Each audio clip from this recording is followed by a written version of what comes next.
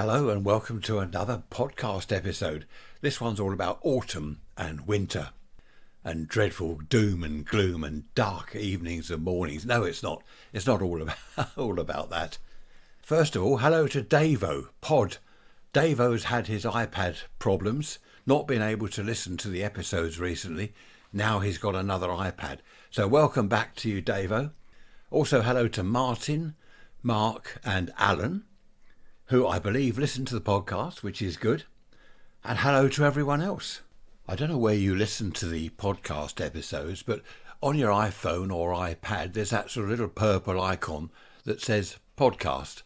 If you go there, search for Rants, two separate words, just Rants, it'll all come up, all the episodes and all that stuff, and you can follow. And it's easy then, because that way you've got it on your iPad and your iPhone. In this episode, I'm going to be banging on about modern cars that I hate so much, talking about the old classic cars. Stone the crows, look at that wind out there. It's getting a bit drafty. And a load of other rubbish, so I hope you enjoy the episode. Talking of autumn, the fall, I was looking up about grass the other day. Brother-in-law was saying he's got to cut his grass, perhaps a couple more times before winter. And I said, yes, I must do that. And then I thought, hang on a minute, does it need to be cut? Should it be left long or short? Now, you're all saying, what are you going on about gardening for? Just out of interest, it's best to leave it long, because in the winter, there's not a lot of sunlight, and the grass, it obviously still needs to live, and if its blades are long, its blades of grass are long, then the photosynthesis, I can't say that, photosynthesis, stone the crows, that works. So it gets food from the sunlight, from light, photosynthesis. So I'm not going to cut it. Obviously don't leave it a foot long, like a wild meadow, but don't shave it off for the winter, because that's not good. Anyway, I just thought you'd like to hear about that. I was talking about Morris 1000 one time, Morris Minor, on Wednesday's midweek message. Just had an email from Alan. Hello, Alan. He says that he's had a look round eBay and various other places, and what did I say, 3 or 4 grand? He said that's a little bit cheap. You won't get a restored one for that. No, I realise that, Alan. I've also had a look. As he says, there's one for 12,000, one for 11, I think. I think that I would need to spend somewhere around 6. I mean, I don't need an absolutely immaculately fully restored showroom model, because it's going to be used as an everyday car, or would be if I get one. So 6,000, maybe 7,000, you're going to get something pretty good. What you don't want, of course, is a load of rust underneath, because then you're forever spending money on welding and the bodywork's all full of holes. So that's just no good at all. But thanks for that, Alan, and the others that have mentioned. Hillman Minx, 1966 Hillman Minx, lovely car. I had a 54 Hillman Minx. That was my first ever car, one I learnt to drive on, in fact. So that was nice. But there are a lot of classic cars around, and you don't have to spend tens of thousands like you do on these, Tesla and all these other really sort of posh cars. I just want a basic, reliable, classic car. Why is it that a lot of things that are old, vintage, antique are far better than the modern day equivalent? It's like my amateur radio stuff. Some of the old gear that I've got, 1940s, it's so well built and it's reliable. It really is a good, sturdy piece of equipment, albeit huge and weighing half a ton. Whereas some of the modern stuff, yes, it works well, but it doesn't last. They have weird faults. Same with the cars. As you know, I'm always banging on about grey plastic dashboard. In the old days, they had the wooden, the walnut dashboard. Absolutely wonderful. Some of the old cars, even the basic old cars, they were almost luxury models compared to today's plastic dashboards. There was a chap I saw years ago on YouTube somewhere. I've not been able to find the video since. He had a modern car with a grey plastic dashboard. He ripped it all out, the whole lot. Ripped all the dashboard out. A lot of work. He said it took him months to do it. And he replaced it with a wooden dashboard. Really looked lovely. He did a professional job. He obviously was a carpenter or a joiner.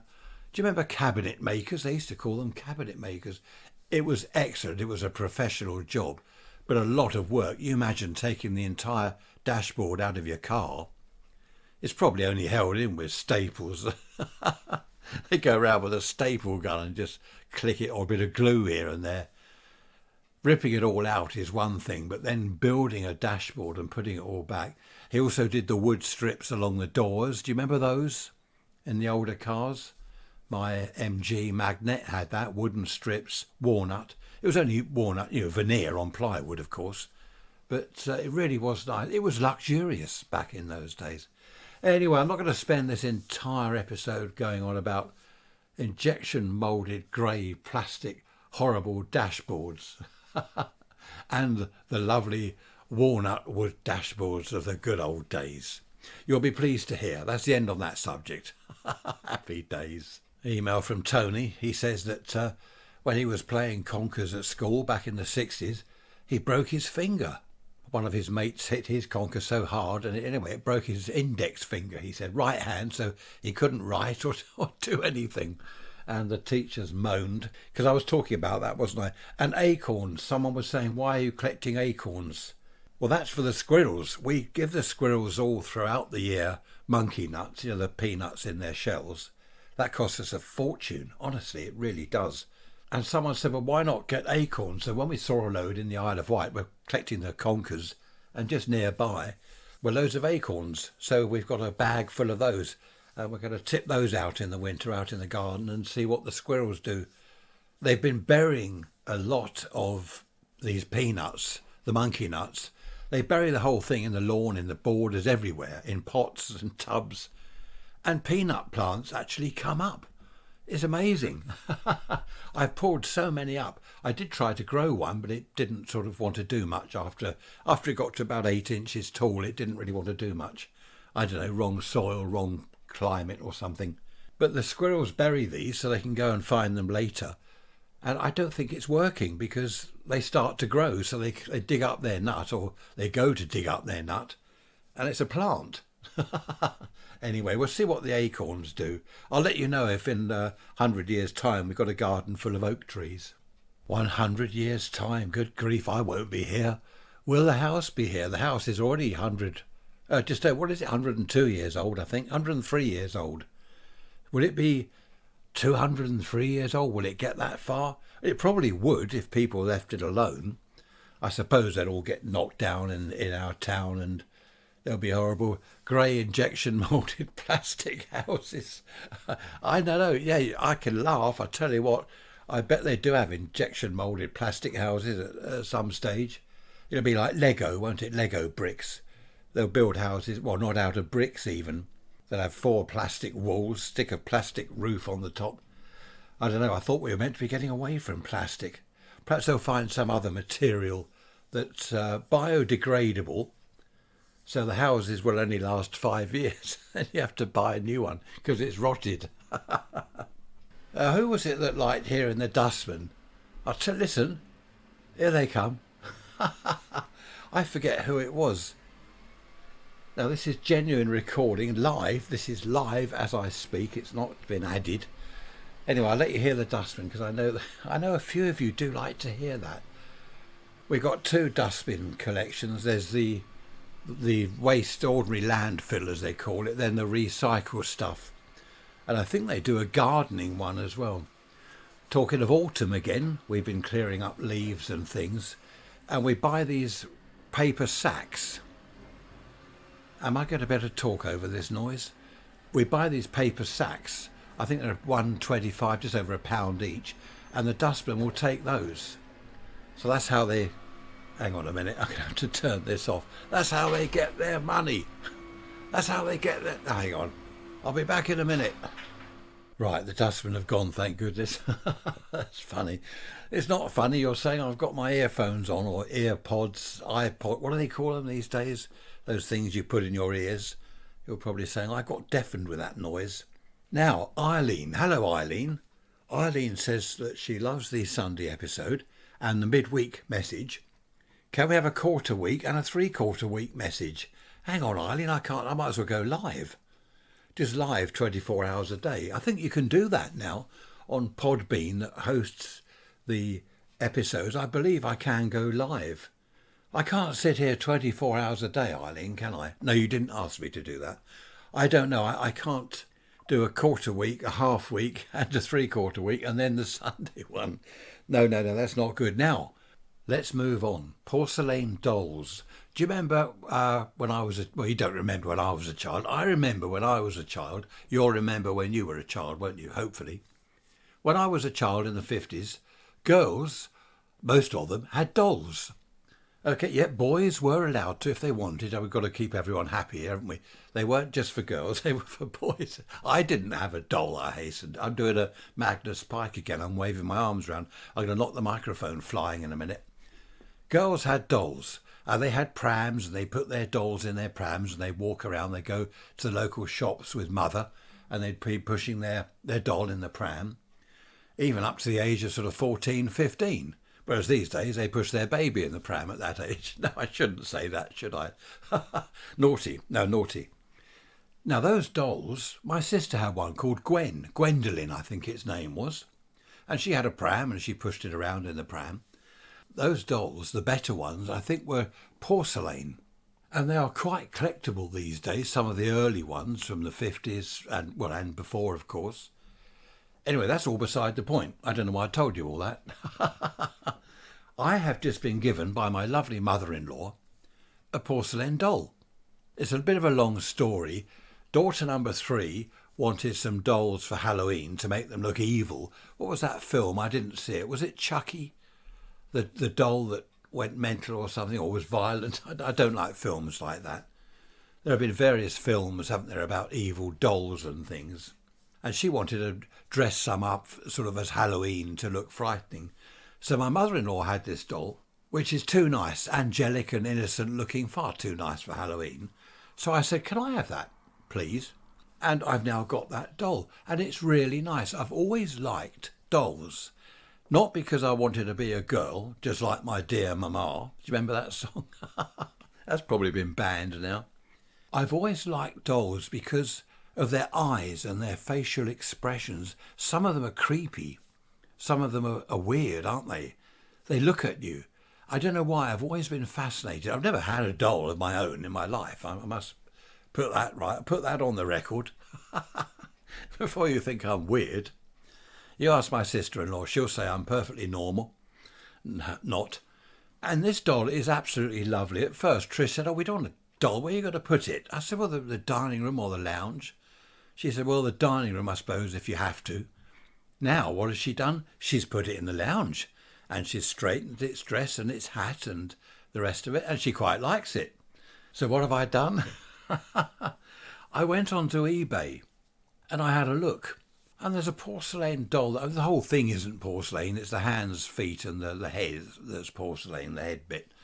£3, plus £2.50 or whatever it was, postage. That's the starting bid, 3. So I thought, well, I'll bid. I got it for £3. Hasn't arrived yet. And then I found another one for, what was that, £5. And that's on the way. Trish said, I don't want a house full of dolls. I said, no. I just ordered these because I want to know why they're so cheap.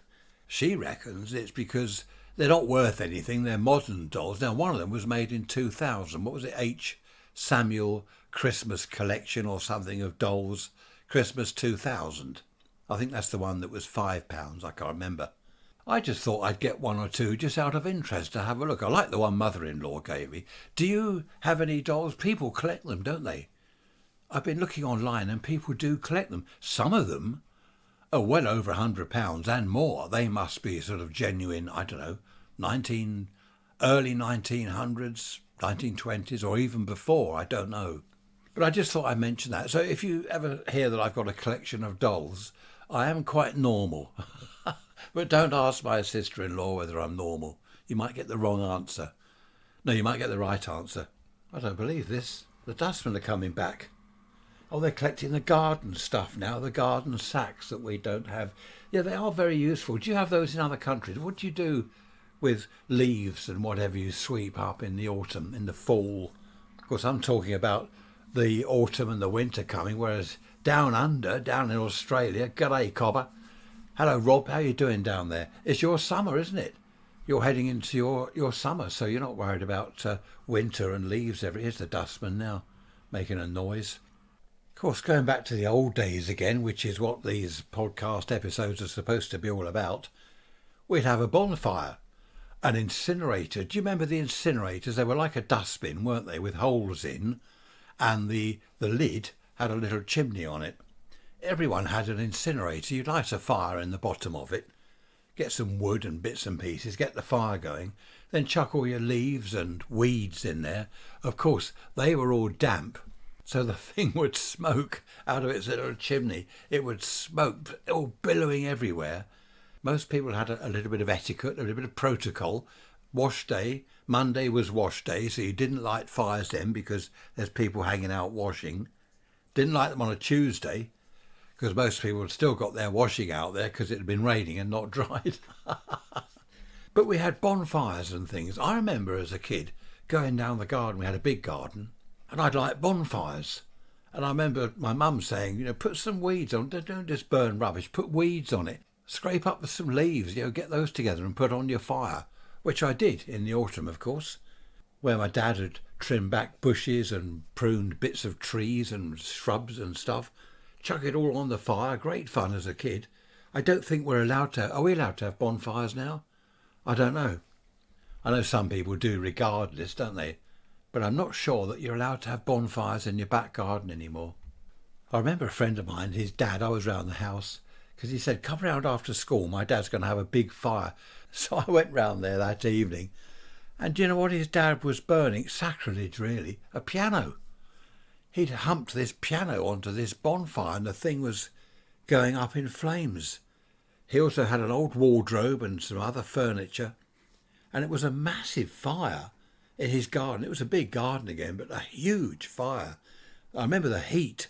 I had to stand well back. But this piano, such a shame. I remember looking at it thinking, you're watching the keys, the ivory keys, all curl up and burn with the heat. And I just thought, what a shame that was. My parents, my mum, bought a piano from someone down the road. Sixpence. 6 old pence. What's that? 2.5 pence in new money? New money. Listen to me, new money. It was new in 71 or whatever. It's not new now, is it? New money. 6pence she paid for it. And they wheeled it up the road on its metal casters. And that's when my interest in learning to play the piano began. And it never did come to any sort of fruition, unfortunately. I remember we wrote on the keys, or my mum did, the letters, what is it, F-A-C-E, face, isn't it? And there was that other one, every good boy deserves food. We had other words for that, but I won't go into that because I'll get arrested. I remember that at school. Right, let's move on swiftly. We've just been keeping with the autumnal and winter type theme. We've just been given by our niece a load of wood, few carrier bags full of wood. I think it's apple or pear tree, or was it cherry tree, that she got from someone for her log burner, but they're not doing their log burner now, so we've got them. I don't think you're allowed to burn wood now. Are we allowed to do anything? We can't play conkers. We can't have a bonfire in the garden. We can't burn wood. Can't burn ordinary coal. We have to buy this synthetic stuff, which isn't anywhere near as good, to be honest. It works, but nowhere near as good. I lose track sometimes of exactly what we can and can't do. I think the best thing to do is to assume you can't do anything. And then if you want to do something, just look that up and make sure you can. It is getting a bit orcs, though, isn't it, that word orcs? I throw that one in for my son. Here's the thing, for my son in North Carolina. It's totes orcs, knowing what we can and can't do these days. Totally awkward. So we've got a nice lot of wood now and some synthetic coal for the fire. I just hope we don't have to start lighting the fire too early. We need a nice mild winter, don't we, really? Which will then sort of merge into springtime and the daffodils will come up and the crocus. Summer will be on the way. But that's quite a long way off at the moment, isn't it? I won't go back to porcelain dolls, but teddy bears. We all had teddy bears when we were kids, and some of those are quite valuable now. I've seen various auctions. There was one on the TV a year or two ago. I don't know what teddy bear it was. Were they German? There was a specific make, wasn't there? This teddy bear went for several £100. I can't remember how much exactly, but I was amazed. I don't know where my teddy bear went. I lost him years ago, but I had him since I was about 2 years old. And he disappeared, of course, over the years. He probably ran off to the woods to find his friends. But it's amazing, isn't it, what people do collect. Dolls, teddy bears, toy cars, anything from the 40s, 50s or 60s, of course. All the toys from those days, the tin toys. My sister's doll, you could tip it up and it made a noise, sort of or something. I think it was meant to be crying. This doll I've got doesn't do that. And the teddy bears, they had little bellows in. I remember a friend of mine ripped his apart. I was round his place once and he was squeezing the back of the teddy bear and he wanted to know what it was in there. So he got a knife from the kitchen, cut the back of the thing open and ripped out this. It was like a bellows, like brown cloth, or was it papery stuff? Bellows. And his mother told him off, of course. She put it back and had to sew it all up. But that was interesting to see what it was. And some of the later dolls, I remember, they had a little record player inside. The days of little MP3 players and things like that and chips and things inside were way off. This was a tiny record player, a little record that went round and round. And a couple of batteries in the back of the thing. And it sort of, did it speak? I think on the record it said something to you, like I'm starved or something like that. I remember when toys with batteries first started to fill Christmas stockings and birthday presents. It was such a shame because a child would get a toy, open it excitedly, and it didn't work. Oh, there's no batteries. Not supplied with batteries. Mum, Dad, have you got any batteries? Oh, no, not for that. No, you'll have to wait for the shops to open. Oh, when's that? Well, that's after Christmas. Back then, of course, 60s, 70s, shops weren't open. When did they closed Christmas Day, weren't they? Probably closed Boxing Day. Now, I mentioned the C word, haven't I? I mustn't do that. I did say I wouldn't do that. Anyway, no, we're not talking about the C word so much as toys with batteries. But now I'm sure there are shops open on Christmas Day where you can pop round and buy some batteries. Of course, with the clockwork toys many, many years ago, 50s when I was a child, a lot of my toys were clockwork. You'd wind them up and they'd do various things, a wind-up train, a wind-up car, various things like that. Everything was clockwork. Of course, the battery toys came along and people had to spend, I think, more on batteries than they did on Christmas presents. I don't know. There we are. Sign of the times. Progress. Totally different subject. Just heard from Bruce. Hello, Bruce. Nice to get your email. Out-of-body experiences. Now, only a few people have commented on that. Do you remember I mentioned it? Was it last Sunday? Bruce said that he was doing something at a bench one day and suddenly he felt as he floated up to the ceiling and looked down at himself. Now, you may laugh, but I have heard this before. I've heard of people having an operation. They're on the operating table, they're knocked out, and they look down at themselves being operated on. Now, that's not a one-off. It's not one or two people that this has happened to. I've heard this many times. Nothing like that has happened to me. But that must be quite a fascinating experience. Now, is that, a lot of you are going to say, well, is that something in your mind? Perhaps Bruce was standing at the workbench and he started dreaming. I don't know. Bruce didn't think it was dreaming, obviously, because he was looking down at himself. That is weird. And one or two other, who was it? Gordon. Hello, Gordon. Your email, thanks for that. You were saying that you were in the dentist when you were a child and you had gas. Oh, don't. I remember that when you have a tooth out. Oh, they used to gas you. Put a rubber mask over your face and the dentist would say, sniff, and you're going, and suddenly you go, and you fade away. You fade away like you're dying. But Gordon says that he was standing by himself and the dentist, watching the dentist pull his tooth out. Stone the crows. I don't like the sound of that, Gordon. And one or two other, several of you have similar experiences, floating up to the ceiling and looking down upon yourself. It's all rather odd, isn't it? I wonder what the answer is to that. What is the explanation? I'd love to know. Many years ago, I had a parathyroid gland out. There are 4 of them in your neck, parathyroid. And I went up to St Thomas's Hospital. On the operating table, the surgeon said to me, right, count backwards from 10. And I said, I shall be up on the ceiling watching you. I jokingly said that. And he said to me, that has happened. And then I faded away. It didn't happen to me, as it happens. As it happens, it didn't happen as it happens. But he said that has happened. And I found that interesting. Another email from Ed. Hello, Ed. Ed's talking about, do you remember the episode I did? Was that last week? I haven't got a clue. So many episodes, I can't remember. I think it was last week. About don't worry about what other people think about you, you know? Do you worry about they're looking at you and wondering what you're wearing? Why is he wearing those jeans? They look awful. Well, Ed said that a few things happened to him at university. One chap was ultra clean and tidy in his room at uni. His stuff was all neat and tidy, of course. And then COVID came along. And there's pizza boxes everywhere. He couldn't do this, he couldn't do that. But the thing is, I was going to mention about your email, Ed. Greg's, the baker, was just down the road. This is funny. And you walked down there to Greg's in the morning in your pyjamas. And I think a shirt on top, pyjama bottoms. And no one took a blind bit of notice.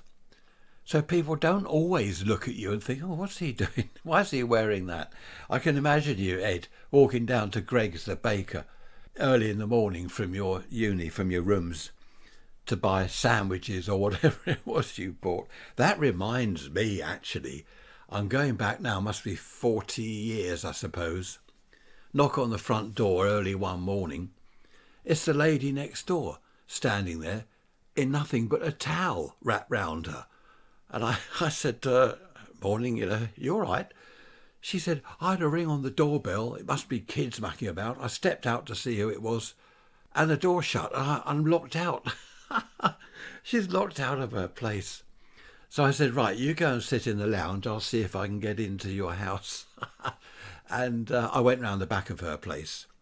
And luckily there was a small window open. I could reach through, open the bigger window, get in, walk through to the front door and open it. So that was quite funny. Well, embarrassing for her, but I found it funny though. Happy days.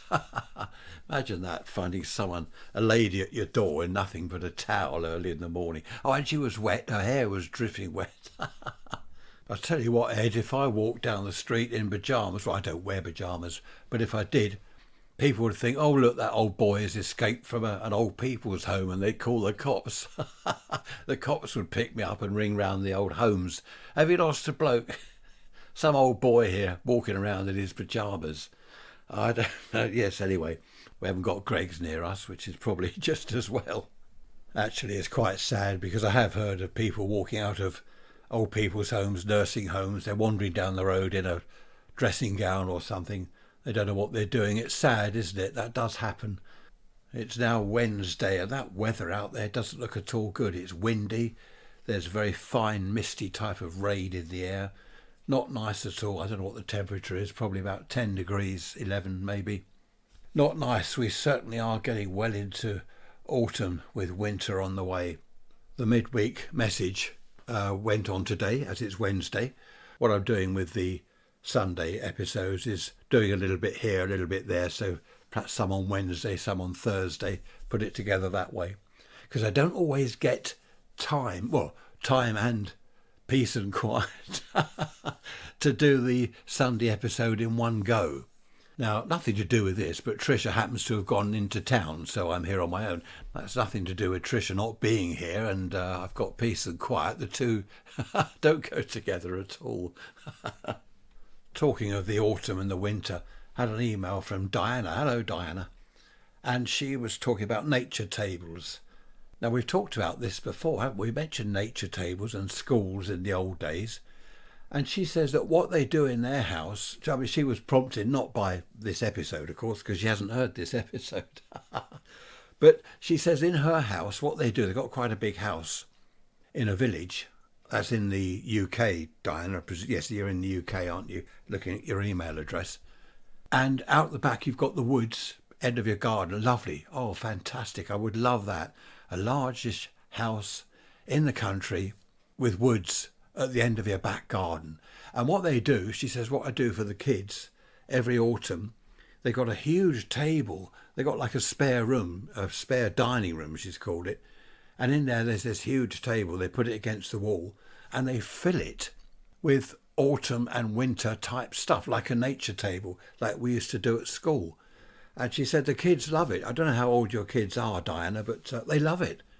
That's really good. I like that idea. We're going to keep some of the conkers and the acorns. We're not going to give all the acorns to the squirrels. We're going to keep some. Our dining room, now you're going to love this. I think I must have mentioned this before. Our dining room is absolutely full. It's like a curiosity shop. You know, it's like a bric-a-brac shop. It is absolutely jam-packed with stuff. There's just stuff everywhere. There's shelf units on the walls. There's units everywhere, and everything is covered in bits and pieces. So conkers and acorns here and there on shelves wouldn't look at all out of place. My brother-in-law, I think I have mentioned this before, haven't I? My brother-in-law hates it. He says he couldn't live there. He couldn't live like that. It would just worry him. And quite a few people have said that. There's a divide. Some people have said, oh, no, I like the sparse, just minimalistic, chair, table, this, that and the other. I couldn't have all this stuff. It would just drive me around the bend. It's like a Lowry painting with a matchstick stalk. Matchstick stalk? Matchstick men. I'm thinking of the record now, aren't I? What is it? Matchstick men, matchstalk men and matchstalk cats and dogs. That's what I was trying to say. You know, the Lowry paintings. Whenever you look at it, you can see something else. There's a little dog, there's children playing, and that's like our dining room. Whenever you go in there, you look around, oh, I haven't seen that before. People have said, when did you put that there? Oh, that's been there 10 years. I've noticed that before. That's what I like, the Lowry painting type room. Now, other people, on the other hand, the non-minimalistic people, is there such a word, non-minimalistic? They love it. Oh, it's so homely. Oh, I love your home. They just love it. They love, some of Trisha's friends, they love sitting in our dining room. It's just homely. It is homely. It's like sitting in a junk shop. No, it's not a junk shop. It's like sitting in as I said, a sort of bric-a-brac, an antique shop. And my doll, Christine, that's her name, she doesn't look at all out of place in the lounge. The lounge isn't quite so cluttered as the dining room, but she doesn't look out of place. And neither will the other dolls. I said to Trish yesterday, I said, I've got 2 dolls on the way. She said, what? You haven't told me that. I said, yes, I have. No, she said, you said you'd order 1 doll. And I said to her, I knew you weren't listening. She's on her mobile phone and she's going, typing all this stuff. And I mentioned something to her, no acknowledgement.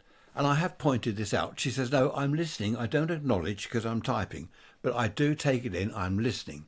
She doesn't take it in. You didn't tell me you'd ordered 2 dolls. Yes, I did. I told you how much they were, where I got them from, blah, blah, blah. I said, you were on your phone. You weren't listening. You weren't taking it in at all. She reckons she can multitask, and she can most of the time. I think when she's typing on the phone, then that's different, isn't it? You are concentrating on that. She's got this knack. I wish I had it. She's able to block out, zone out, as she calls it, and concentrate on one thing. So even if there are a lot of people in the room talking, she can somehow switch them off. I can't do that. They just annoy me.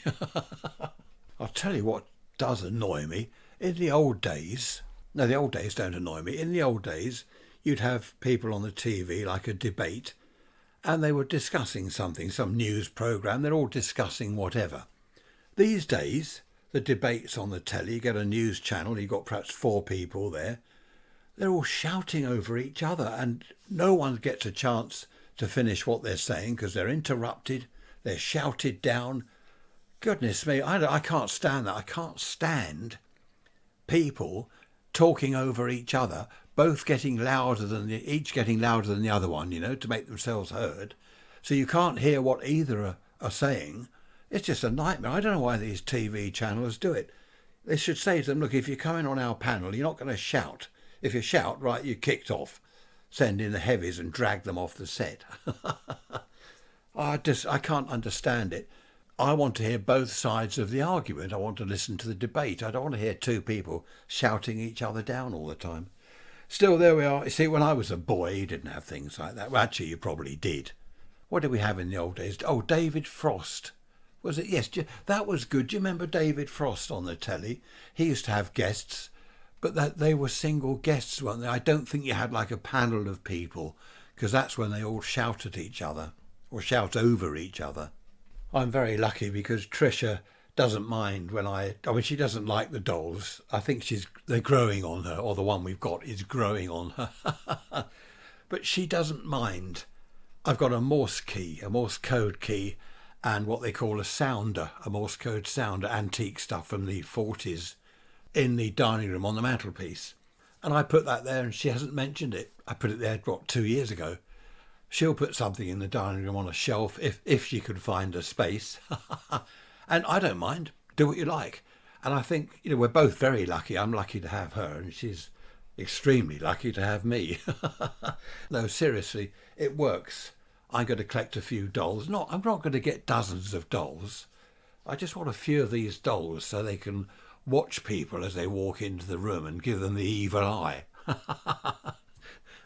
But we collect stuff and we put it around. Trisha's got some 50p pieces. There's something special about them. They've got different emblems or pictures or whatever on them, and I think they're becoming collectible. And she's got a few of those lined up on a shelf, and other bits and pieces. If ever I'm short of cash, I can spend. No, I wouldn't do that. But it's good because it works for both of us. I can put my Morse code things there, and I've got some old radio books on the mantelpiece in the dining room. I just thought they were in keeping. They're books I like to look at now and then. They're 1930s, 1940s books. And they're in keeping with the mantelpiece, the fireplace, the dining room, the house. In the hall, we've got a 1940s radio, a candlestick telephone with a wooden box on the wall next to the grandmother clock. You remember the candlestick? Well, no, you won't remember the candlestick telephones. I don't remember ever seeing one that was actually in use. Now, bearing in mind, I was born early 50s. I think they'd gone, hadn't they, before the 50s, and they went over to the ordinary type telephones. But you see them in films, and we've got one on the hall table by the grandmother clock. And I just like all that sort of thing, and so does Trish. I said to her, look, I've got the bell box that goes with the phone. Really, it needs to go on the wall. And she said, well, put it on the wall then. Not, oh, I don't want that on the wall. And I've got, also in the hallway, it should be in the sort of downstairs kitchen, scullery, cook, maids type, butler area, is a bell box, with all little swinging things. Bedroom 1, bedroom 2, master bedroom, library, study, all that sort of thing. So the maid or whoever, the butler, the bell would go and he'd look up, I'm wanted in the library, for example. I've got one of those on the wall in the hall, and I think that looks great. And luckily, Trish, she's all for it. When I first got it, she was helping me clean it up, helping me polish the wood. Anyway, that's enough of that. You don't want to hear any more about our house, do you? I am making a video of Worthing, my hometown. Several people over the years, because I do these YouTube videos, they said, can you do a video of your town? Walking around the town, show us the shops and the pubs. Well, what pubs there are left. I've been taking sort of video clips over the last year or so round the town if ever I do go down there, which I hate. And one of these days I'll put it all together and people can have a look round the town if that's what they want to do. And it seems they do. I just wish that when I got my first camera, when I was 12, I suppose, a Brownie 127, I wish I'd taken pictures of worthwhile things, not daft things that I used to take photographs of, but things down the town. I could then say, look, that's what it was like in 19, whatever it was. That would be interesting. But of course, at 12 years old, I do remember taking pictures of TV aerials and stuff like that. You see, even at that age, I was into radio and aerials and things. And we went up the downs. There's a place called Truleigh Hill. And up there's all sorts of radio aerials and mysterious stuff. And I remember going up there. I went up there on my bike, would you believe? It's a huge hill. And I took my camera up there and took photos of aerials and whatever else was up there. And when I had the thing developed, there was nothing. The chemist said, sorry, the light must have got into your camera. There are no photos apart from a couple of blurred ones. So I'd cycled all that way for nothing. Of course, these days you've got your phone, haven't you? Just click around or video whatever you want. It's now Thursday, I think, lashed with rain last night, loads of rain. Fantastic. The water the garden and fill up the pond a little bit. That's getting low. I've just been round to have my hair cut round at the bar. Do they call them barbers anymore? Or are they all hairdressers? Hairdressers for men and all this stuff, unisex stuff. Anyway, I've been round to the barber, had my hair cut. On the way back, you won't believe this, bump into someone I know. Oh, had your hair cut? What is it with people? I talked about this, didn't I, a week or two ago? Had your hair cut? So I said, no. He said, well, it looks like you've had your hair cut. I said, well, I have. That was, 3 weeks ago, must be. So that put paid to his mockery or whatever he was trying to do. And then someone else, I was almost home, someone else I know. Hello, Ray, had your ears lowered? Ears lowered. I said, what do you mean? Well, haircut. I said, yeah, it was weeks ago. I must admit, I do grow my hair very long. Between haircuts, I don't go anywhere near as often as I should. But that's just what I was talking about recently. And something else that happened the other day, you won't believe this either. I was talking about people, they look at your shoes and what you're wearing and they comment, oh, a new coat, is it? Oh, is that a new shirt? No, I've had it years, clear off. Someone the other day, this is just the other day, new shoes. And I looked down at my shoes and I said, no. Yes, they're new shoes, aren't they? I said, no, I've had these for years. Oh, I've never seen them before.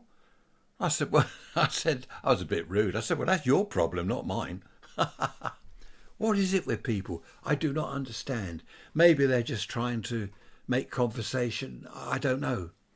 I have no idea. For example, I've just been round to the hairdresser. I don't know what he had on his feet. People that I bumped into on my way back. If you said, what were they wearing? I don't know. I can't remember. I think one chap had a jacket. The other, I don't know. I've no idea what shoes they were wearing.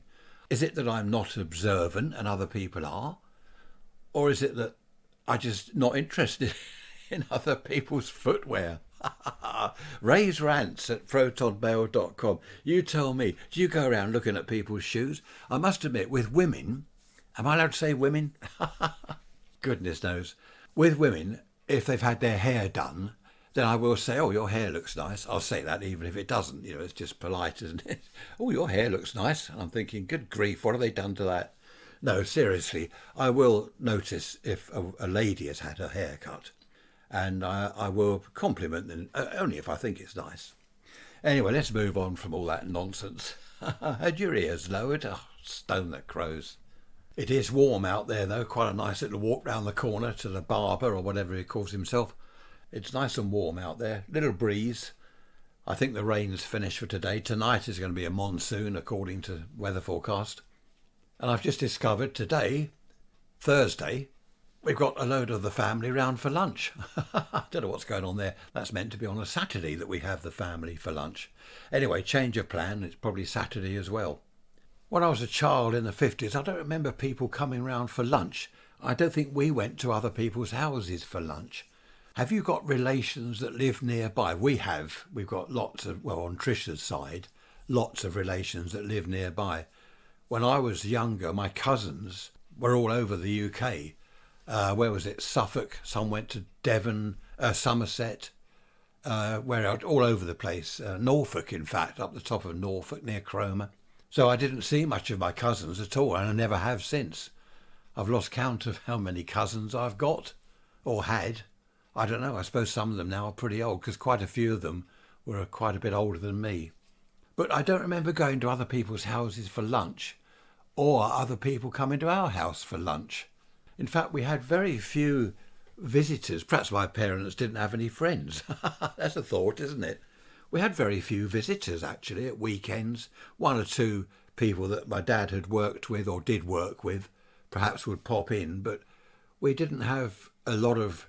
Well, there weren't barbecues. There weren't barbecues back then, but I don't know, we didn't have people round for a coffee and a chat. I remember one or two evenings, another couple would come round for drinks, but that was normally something dreadful like sherry. Do you like sherry? It's awful. Sherry is disgusting. But these days it seems that people are always round each other's houses, which is good. I like Saturdays. Family all come round and we swap gossip and stories and things, what happened in the week. how you got on at work and stuff like that, how I've had a haircut. They're coming round for lunch today. I shall tell you how many, I think it's only 4 or 5 coming round. I shall tell you the comments. Oh, had your haircut? I'm going to say no. I shall tell you what happens later on today when they've all gone. A neighbour of mine many years ago, I was out at the front of the house talking to him. He was in his front garden and he was mowing the lawn. Now this is 100% true. It's just really, it sums up what I'm saying very nicely. This other neighbour walked past. Hello, what was his name? John, that's right. Hello, John. Mowing the lawn? Dear. And John, he said, no, I'm washing the windows. What's it look like? That was quite funny. And this chap, he said, oh, sorry, I'm only making conversation. And John said to him, and he was right, he said, you're about the 4th person that's asked me today, oh, are you mowing the lawn? Or pointed out that I'm mowing the lawn. And he said, what do you think I'm doing? What's it look like I'm doing? I just sniggered. I didn't join in, I just sniggered. Is it a British thing? I'm just wondering. You know, I've said in the past that us Brits are always talking about the weather. You meet a neighbour outside or pass a friend in the street, always comment on the weather. Bit of a windy night, wasn't it? We had some rain in the night. Oh, we did. Yeah. Weather forecast is good for the weekend. Is it? Oh, yes, we're going to have some sunshine. Got some rain coming in tonight, though. Good for the garden. Is it just us Brits that do all this? Oh, new shoes. Had your ears lowered? Come on, I want to hear from you all around the world. Australia, America, and wherever you are. Raise rants at protonmail.com. Does that happen where you are? I only had one comment about my haircut, which is disappointing. Sean. Call me Sean. Was that Wallace and Gromit? Sean the sheep, wasn't it? When I get back from having my hair cut, Tricia says, just call me Sean. She says that every time I get back from the barber, or is it the hairdresser? Well, it's now Saturday, the 14th of October, 23. And what's the time? 7:25. Not very warm at all. They did say it would get cold. 9 degrees centigrade, which is 48 Fahrenheit. No wind at all. Beautiful blue sky, sunshine. It's going to be nice all day, but cold. 83% and 10-15 millibars. A beautiful day out there. I actually fired up the heating. I went downstairs at 5 o'clock this morning and it was chilly, so I just fired up the heating only for 15 minutes, the gas heating, just to take the chill off the house. Of course, in the old days, here we go, when I was a boy, in the old days we didn't have gas central heating, stone the crows. We didn't have double glazing. We just had the old metal crittle windows, and we had eiderdowns and blankets on the bed, loads of sheets and blankets and all sorts. And yes, I've got to say it, haven't I? We had frost inside the window, not only outside. Everyone says that. We were talking about this the other day, a few of us just chatting about the winter and the old days. And I said, youngsters don't like to hear old people saying that. Oh, when I was a boy, we had ice inside the bedroom window. You lot live in luxury. They don't like all that. I don't think they believe it, to be honest. But it's true. Who remembers the milk bottle you get the milk in the morning in the midwinter, and the silver cap is like an inch or two above, the milk's frozen and it's pushed the cap off and it's sticking up from the top of the bottle by an inch or two. Who remembers that? Who remembers being told off? I got told off. There were some of the old terry nappies hanging on the washing line and it was really icy. The nappies were solid ice. And I was trying to snap them. I was trying to bend them. And my mother opened the window. Don't do that. You'll break them in half. And I didn't believe it. I didn't actually ever break any nappies in half. But I don't think it did them any good. But apparently it can snap. I suppose if it's that cold, like absolute zero, then you can shatter. What is that little video I've seen? Shatter an apple. And I used to do that whenever she wasn't looking and it was really cold and icy and frosty out there. I'd go and try and snap the nappies and the towels in half. Who remembers that? And then walking to school, not in a yummy mummy's Chelsea tractor. We had to walk to school in the snow and ice, balaclava, gloves, had to walk 10 miles there and 15 miles back. Well, not quite. But we did. We had a woolly hat and the balaclava. Did you have a balaclava? I remember that. And a bodice. I was forced to wear a bodice under my school shirt. Some kind of, I don't know what it was, a vest thing with rubber buttons. Awful. Imagine the kids going to school in that today. No, they just wouldn't do it, would they? Happy days. If you've got any memories of your old school days back in the 50s or even earlier 40s, balaclavas and milk at school, that was disgusting. That was warmed up on the radiators and things. Absolutely awful, foul stuff it was. Any memories, let me know. Raise Rants at protonmail.com. We were forced to play hockey out on the school field. We're in our shorts and whatever top we had. Absolutely freezing. The ground was solid. The grass was just white with solid ice. And we had to play hockey. We were all shivering. I hated it. I absolutely hated it. In fact, every Friday afternoon was sports. I know I've told you this before, but I've got to moan and rant about this. Every Friday afternoon was sport. And in the winter, who wants to go out on a frozen field and bash each other's shins and knees and things with sticks? I certainly didn't. After that episode, I played truant every Friday afternoon. After history, 2 o'clock, I went out. I left, took my bike, went over the park, met some lads over there, some like-minded lads, and we'd sit there and have a chat and have a smoke. That's what proper boys did back in those days. We still froze, of course, sitting in the park, but at least we weren't in shorts. OK, have you had enough? Look at that beautiful weather. There's not a breath of wind or breeze. It really is nice, bright sunshine. Have you noticed the sun's getting lower? Of course, you won't notice that in Australia, will you? I was laughing, wasn't I, earlier? You lot down under. Earlier this year, I was saying, oh, your winter's coming, you're going to be cold. Now it's all turned round, hasn't it? Your summer's coming, and I'm going to be cold. Anyway, hope you're all okay down under and all round the world, wherever you are. I know there are a lot of listeners all round the world, which is great, and it'd be nice to hear from you all if you've anything to say, good or bad. Raise Rants at protonmail.com. Now, I shall see you when I see you, Wednesday. And no, I'm not doing a quarter, a half and a 3/4 message each week, only a midweek message on Wednesday. I shall see you then. Be good. If you can't, what was that? Be good if you can't, get a pram or something. Can't remember. I must look that one up. I can't remember. Take care. Bye-bye for now.